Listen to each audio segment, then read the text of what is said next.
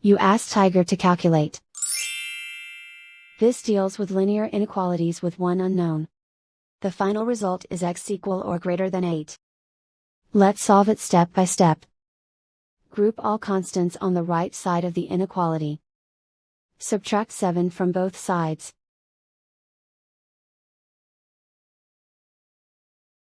Simplify the arithmetic.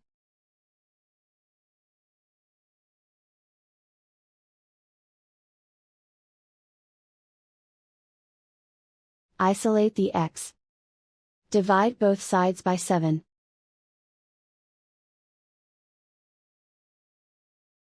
Simplify the fraction.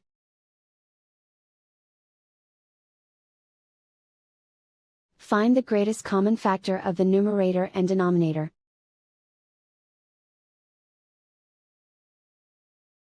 Factor out and cancel the greatest common factor.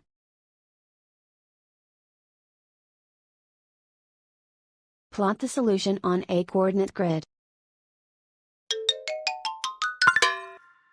And so the final result is x equal or greater than 8.